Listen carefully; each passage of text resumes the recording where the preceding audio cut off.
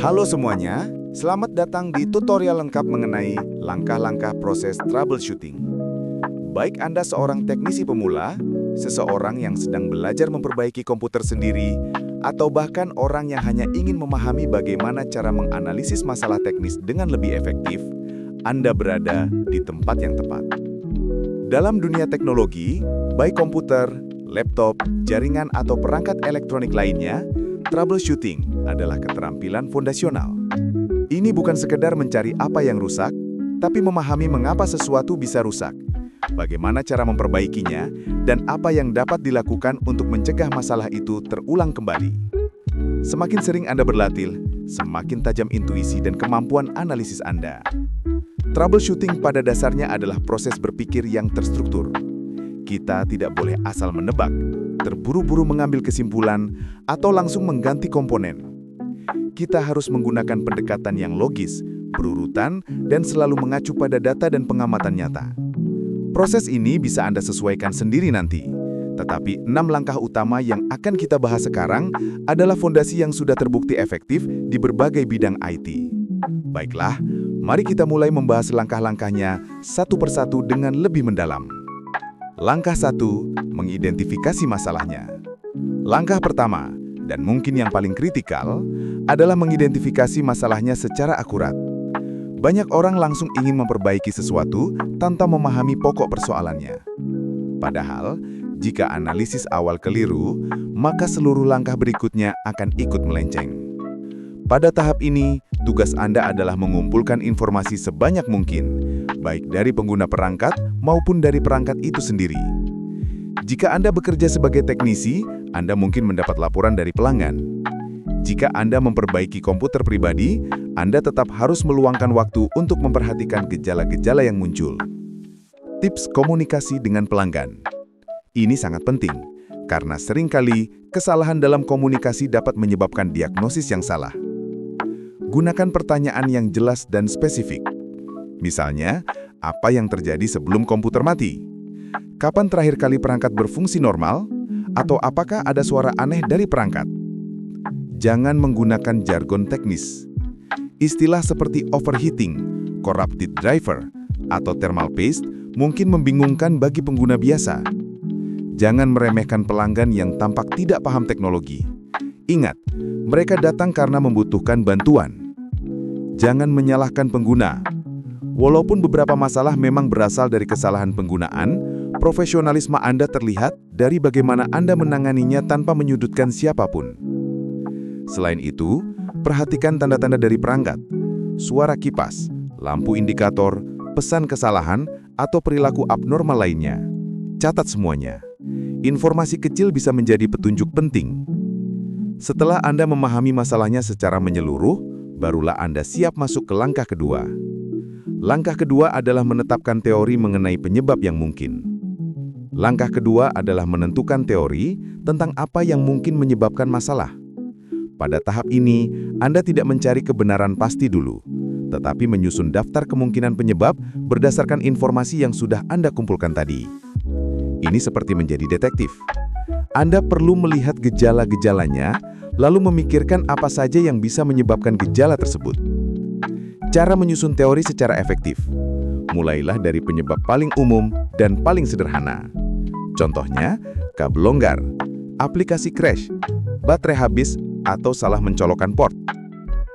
Lalu naik ke kemungkinan yang lebih rumit atau jarang terjadi. Misalnya kerusakan motherboard, RAM bermasalah, atau kerusakan sistem operasi. Susun daftar teori Anda dalam urutan dari yang paling mudah diuji hingga yang paling sulit atau kompleks. Dengan cara ini, Anda tidak akan membuang waktu mengerjakan hal yang seharusnya menjadi langkah terakhir. Setelah daftar teori Anda siap, kita beralih ke langkah selanjutnya. Langkah 3, menguji teori untuk menentukan penyebabnya.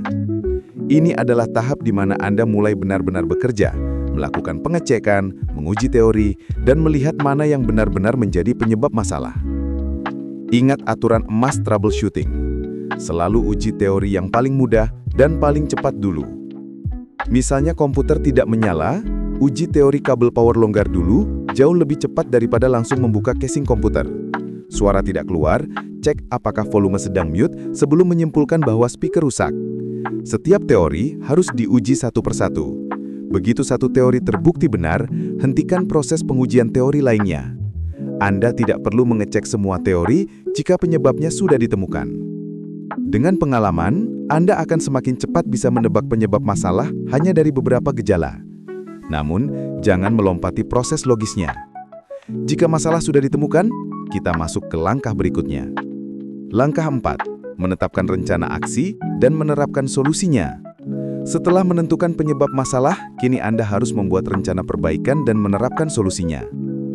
Cara menyusun rencana aksi yang efektif. Gunakan quick fix terlebih dahulu.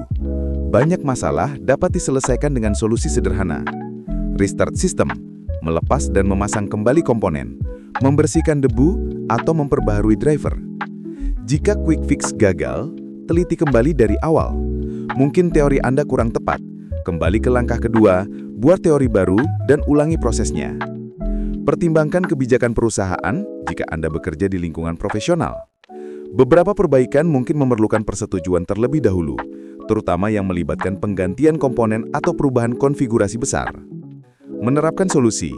Pecah masalah besar menjadi beberapa bagian kecil agar lebih mudah dikelola. Prioritaskan solusi yang memberikan dampak terbesar atau yang paling mudah dilakukan. Dokumentasikan setiap tindakan yang Anda lakukan, apa yang dicoba, apa yang berhasil, apa yang gagal. Jika solusi berhasil diterapkan, kita masuk ke langkah berikutnya.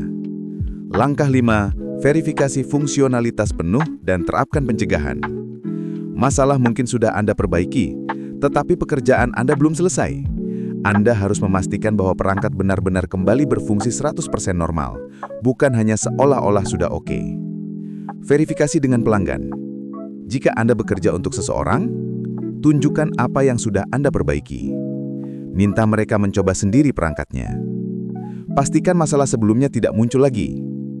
Interaksi ini penting untuk membangun kepercayaan dan memastikan bahwa solusi yang Anda berikan benar-benar memuaskan. Terapkan langkah pencegahan. Jika memungkinkan, lakukan tindakan preventif, seperti membersihkan perangkat dari malware, mengupdate software yang sudah usang, menyarankan pelanggan untuk rutin mencadang data, memasang pendingin tambahan jika masalahnya overheating. Pencegahan membuat pelanggan lebih puas dan mencegah Anda menangani masalah yang sama berulang kali. Setelah semuanya berjalan normal, Anda siap masuk ke langkah terakhir. Langkah 6, mendokumentasikan temuan, tindakan, dan hasil. Ini sering dianggap langkah yang bisa dilewatkan, tetapi sebenarnya adalah langkah yang sangat penting dalam dunia profesional. Dokumentasi adalah catatan lengkap mengenai masalah yang terjadi, langkah-langkah penanganan, komponen yang diganti, teori yang diuji, hasil akhirnya. Biasanya ini ditulis dalam work order atau log harian. Dokumentasi bukan untuk pelanggan saja, tetapi untuk Anda dan rekan-rekan kerja Anda. Jika masalah yang sama terjadi lagi di masa depan, Anda bisa merujuk kembali ke catatan ini. Informasi yang wajib ada dalam dokumentasi. Deskripsi masalah lengkap, langkah troubleshooting yang dilakukan, komponen atau software yang digunakan, solusi final dan hasilnya. Rekomendasi pencegahan. Dokumentasi yang baik menunjukkan profesionalisme Anda dan membantu memperlancar pekerjaan di masa depan. Penutup. Nah, itu dia 6 langkah dasar dalam proses troubleshooting komputer. Ingatlah bahwa troubleshooting adalah kemampuan yang berkembang seiring pengalaman. Semakin sering Anda menghadapi masalah, semakin mahir Anda menganalisis, memprediksi, dan memperbaiki berbagai situasi teknis. Jangan takut salah, jangan takut mencoba. Proses perbaikan itu sendiri adalah guru terbaik. Sampai di sini, Anda telah mempelajari 6 langkah fundamental dalam proses troubleshooting. Mulai dari mengidentifikasi masalah, mengembangkan teori, menguji satu persatu kemungkinan, menyusun rencana aksi, memverifikasi hasil, hingga mendokumentasikan temuan Anda. 6 langkah ini membentuk kerangka kerja yang solid, terstruktur, dan dapat diterapkan pada hampir semua jenis permasalahan teknis, baik itu komputer, jaringan, laptop, printer, atau perangkat elektronik lainnya. Namun yang perlu Anda ingat adalah, troubleshooting bukanlah sekedar mengikuti langkah-langkah mekanis. Ini adalah kombinasi dari logika, pengamatan, pengalaman, dan pola pikir analitis. Setiap masalah adalah sebuah cerita, dan Anda adalah pembacanya. Semakin sering Anda menghadapi masalah berbeda, semakin tajam intuisi teknis Anda berkembang. Anda akan mulai mengenali pola, menghubungkan gejala kecil dengan penyebab yang lebih besar, dan menghemat banyak waktu karena Anda tahu apa yang perlu diuji terlebih dahulu. Selain itu, jangan melupakan sisi manusia dari proses troubleshooting, komunikasi. Banyak teknisi hebat secara teknis, tetapi kurang unggul dalam menjelaskan masalah secara sederhana atau berinteraksi dengan pengguna. Padahal percaya pelanggan dibangun bukan hanya dari kemampuan memperbaiki perangkat, tetapi juga dari bagaimana Anda menyampaikan solusi, menenangkan mereka saat masalah terjadi, dan memberi edukasi agar mereka bisa mencegah masalah serupa di masa depan.